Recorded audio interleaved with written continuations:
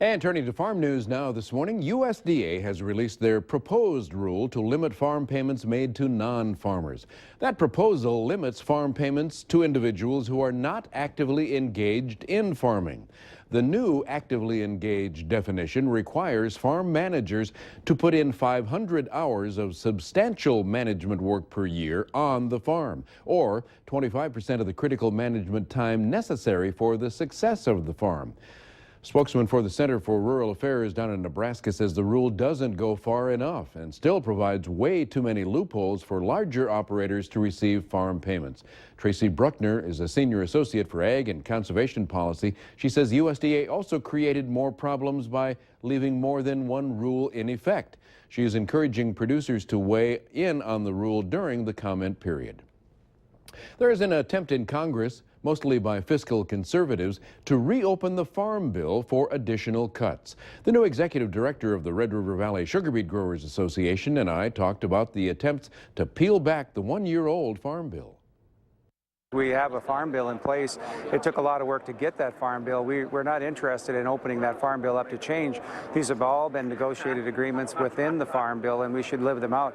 There are aspects within the current farm bill that take 3 years to implement, so to change something within the farm bill today would have other dynamics later on, 3 or 4 years into the implementation phases.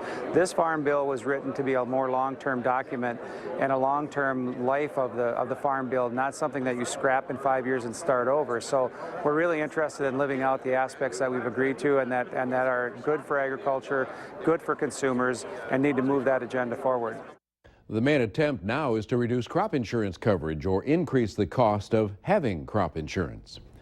A special local needs registration has been granted for Spartan Elite herbicide in North Dakota. Ag Commissioner Doug Goring says this will enable North Dakota dry bean producers to manage kochia and ALS-resistant kochia. The special local needs labeling allows a pre-plant or pre-emergence application of Spartan Elite to dry bean fields by ground or air. It's effective immediately and is in effect until the end of 2020.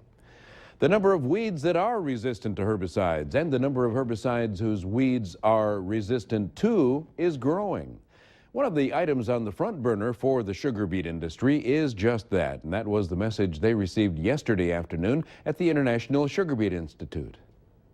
We now see that there are about 20 different weeds in 38 states that are resistant to glyphosate or Roundup. And while it is not a big issue here, you have to address those issues actually before it gets to you.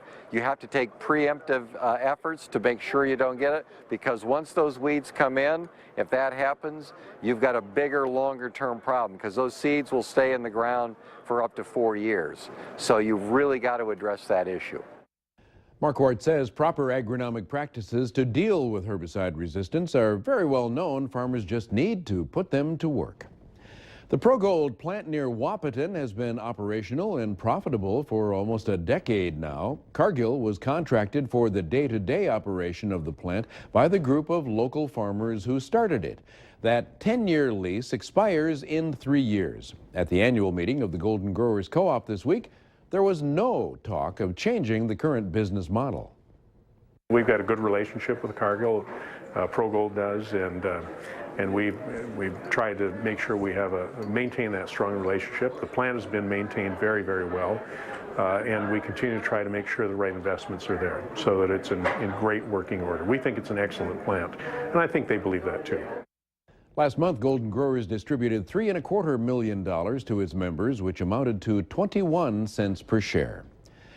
Out in drought-ravaged California, irrigation districts will start allocating water to their farming customers. As Lee Martinez reports, if a farmer has extra water, he could sell it to his neighbor, if it's not against the law. Canals are currently dry, but Central Valley farmers will start pumping water in soon. But not everyone will need it. Some annual crops can survive a year without water. Others, including almond orchards and vineyards, can't. To help, on Tuesday, the Modesto Irrigation District approved farmer-to-farmer water sales. Farmers are allowed to sell their extra water to other farmers within the Modesto Irrigation District boundaries. MID stays out of the pricing for that. The San Joaquin County Farm Bureau says in a drought, farm-to-farm water sales are nothing new. And the water price is reasonable because most farms want to keep their neighbor in business. People are trying to take care of home. You will see some water sales, one farmer to their neighbor within districts. Other districts like the South San Joaquin Irrigation District do not allow farmers to sell amongst themselves. Instead, it has a strict water allotment program. But a recent Modern Farmer article says farmers are making money selling their water rights to the state. We got answers. The California Department of Water Resources says that's not true. It does not buy water, only transfers water. It also doesn't work with individual farmers. Last year's water transfers were only between a few Northern California irrigation districts and contractors with the Central Valley Water Project. And the Farm Bureau says selling groundwater is so controversial, many counties will not allow it. San Joaquin County has a prohibition on the export of groundwater for that very reason. We want to make sure that water stays local here. Mighty precious, so that commodity out there in California known as water. All right, time is 4:44. Right after the break, we'll come back and check the forecast.